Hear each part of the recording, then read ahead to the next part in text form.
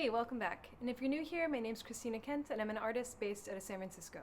In this video, I wanted to talk to you about why I decided to move from my home studio to a dedicated studio space. If you've seen my recent videos, you've probably seen my studio tour where I showed you this new art studio that I've moved to in San Francisco.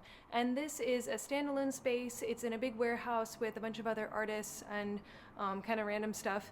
But yeah, it's like in this big industrial building, and it's a dedicated art studio space that is much bigger than what I was working from at home, and also has some advantages to my home studio. So, but at the same time, it's also really expensive to rent a studio here in the city, and it wasn't a decision that I took lightly. So I wanted to talk about in this video my reasons for renting out this studio space and how I kind of realized that it was the right time to do so. So for a long time, I've just been working on my art from home. I started off by actually setting a small space on my desk in my bedroom, and then I moved to the corner of my living room for my art studio space.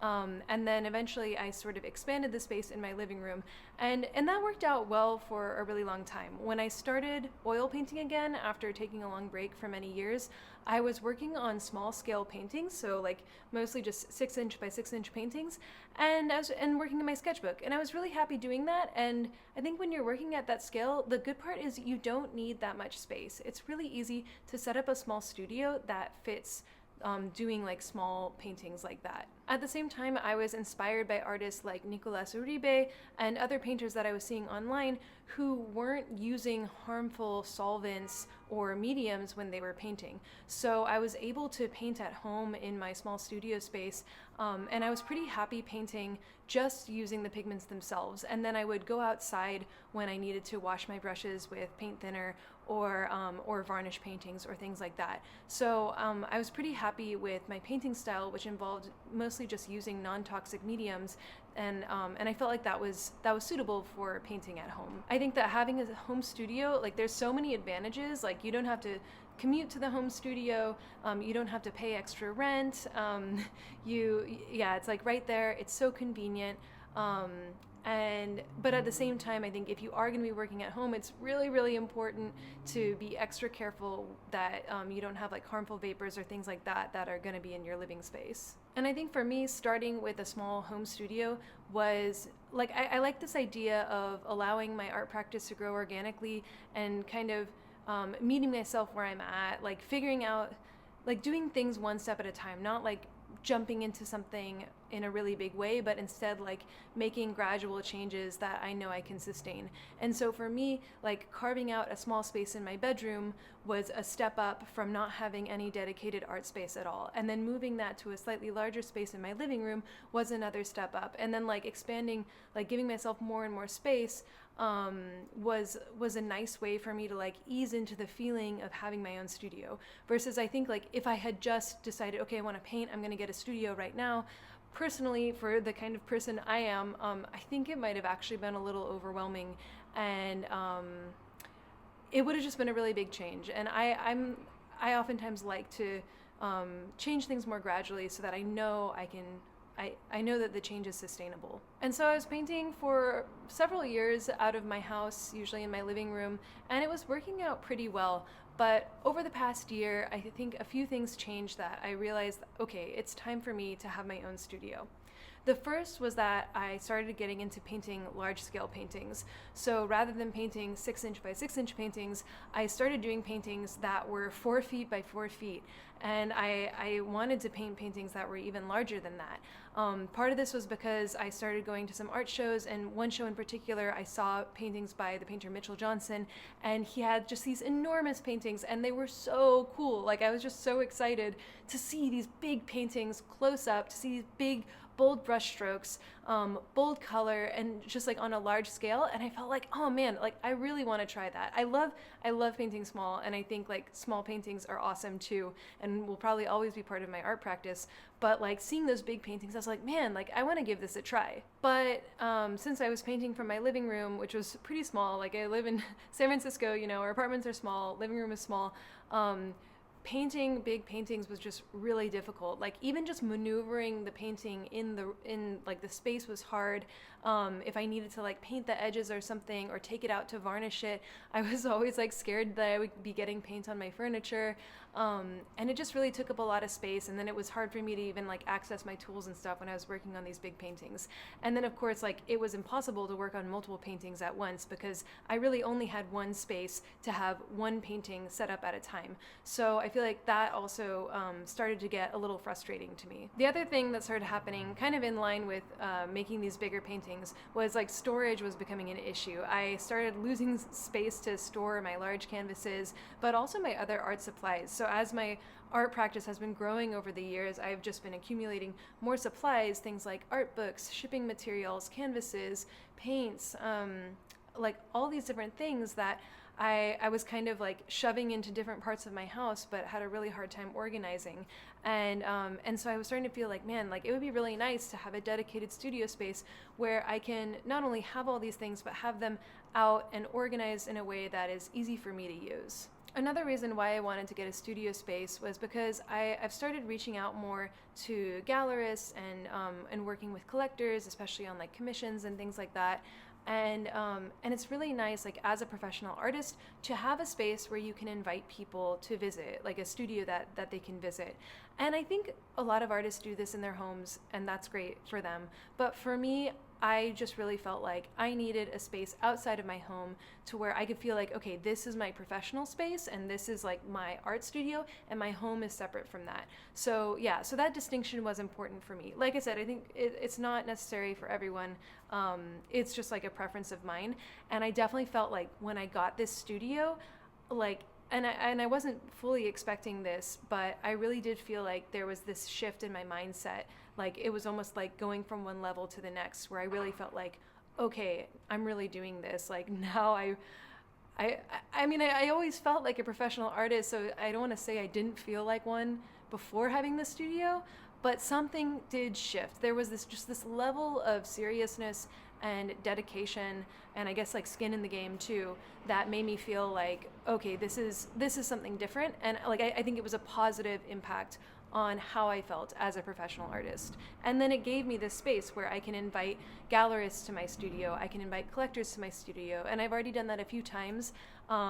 It also gave me the opportunity to have open studios. So my building is part of this artist organization. So we have, I think there are maybe around 30 artists in this building, and we do open studios each year. And so it gives me an opportunity to show my work directly to collectors, rather than having to work with galleries, which is great because like although I love the galleries I work with, they don't always have space to show all my paintings. And so it's really nice to be able to show them myself and to have just another opportunity to meet with gallerists and collectors. And one of my goals this year is to get gallery representation, and to do that, it's really helpful to have a studio space where the gallerists can come and see the paintings in person and see like how I'm working as a professional artist. Another reason why I wanted the studio space was, as I mentioned, in my home studio, I was working without like solvents or anything that would produce harmful vapors, just because I didn't have great ventilation and I didn't want to be living in the same environment where I'm using harsh chemicals. But in my new studio space, we have much better ventilation, and at the same time, I'm not living here all the time.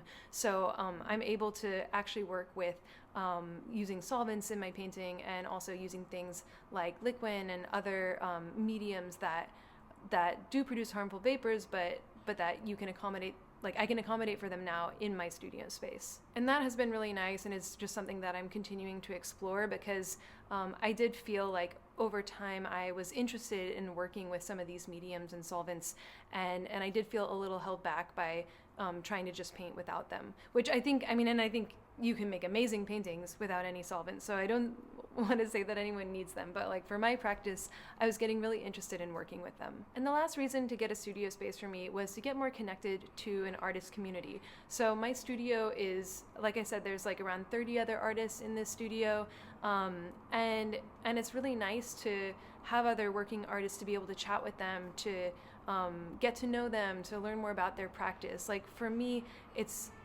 especially like working by myself from home for so long, it has just been so exciting to meet so many other artists who are making a living from their work and figuring it out and dedicated to their art practice.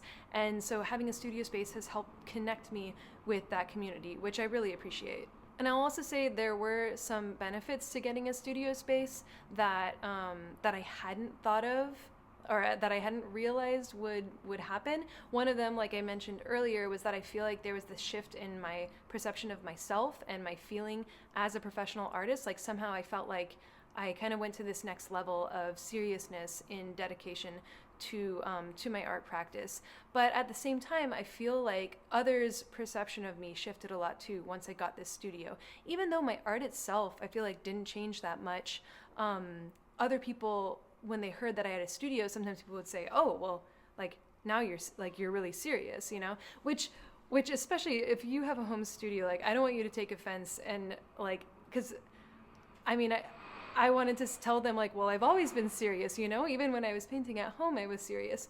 But I will say I felt like people viewed me differently and kind of realized it was kind of a way of showing people just how serious I am about my art practice, which you can also do in a lot of other ways without getting a studio. But I would just say it was just like a side benefit that I thought was really interesting. And I will say, in terms of increasing my capacity to make large paintings, like there has just been a paradigm shift. When I got my studio space, so I got my studio space and I was like combined with my motivation for my solo show this January and to prepare all the paintings for that. And I ended up making like 11 large scale paintings in such a short amount of time that I never would have been able to make working in my studio at home.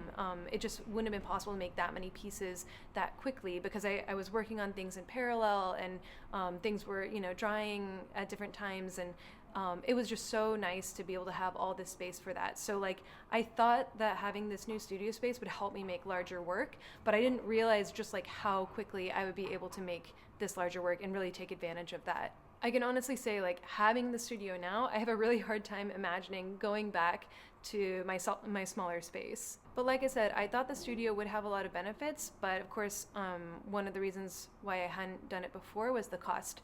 And it is expensive to have a studio, especially in San Francisco, but what I realized was that I was making more than enough money each month from my art to pay for the studio space, and I felt like having the studio space would also help me make larger paintings and produce more work that would help me also further increase my revenue. So the way that I justify the cost of the studio is I see it as an investment that enables me to grow my art business rather than just a cost. And it's not something that I jumped into lightly. Like I said, I've been growing my art revenue for several years now, and it's at the point where now I can more than afford this studio space with the money that I make from selling my paintings. So so that gave me a lot of, like, that made me feel like, okay, now is a good time to rent the studio. Not only could I pay for it, but I could see the way that it could end up paying for itself. And I will say also, once I decided to get the studio, and especially if maybe, I don't know, maybe in some places it might be easier, but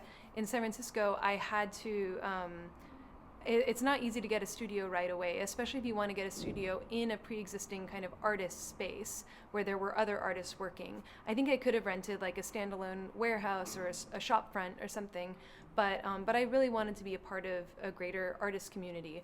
And to get one of these studios, you do have to wait. Some have wait lists that are actually like years long. The place that I was looking at, I ended up having to wait just a couple months before a studio opened, but that's like another thing to consider if you're thinking about getting a studio space, is that you might have to wait a little bit before a space opens up. But yeah, so overall, I'm so happy that I have this studio space, and I think it's totally worth it for me. I'm also glad that I waited and I worked from home as long as I did, because I feel like I got the studio at the perfectly right time for me, and I'm super happy about that. And I'm just really excited to see the work that I'll continue to create in this space. Anyway, that's all I have for today. Let me know about your creative space, whether it's a home studio or you rent out a space. Also, as a quick note, this video isn't sponsored by anyone, but if you want to support my work, you can buy my paintings on my website, or you can share this video with a friend, or you can support my work on Patreon. All of these things really help. Thanks so much for watching, and as always, a huge shout out to my supporters on Patreon. You guys are amazing, and thank you so much for making these videos happen. If you like my art, if you like my videos, and you want to help me make more, check out my Patreon at the link. Thanks again for watching, and I'll see you next time.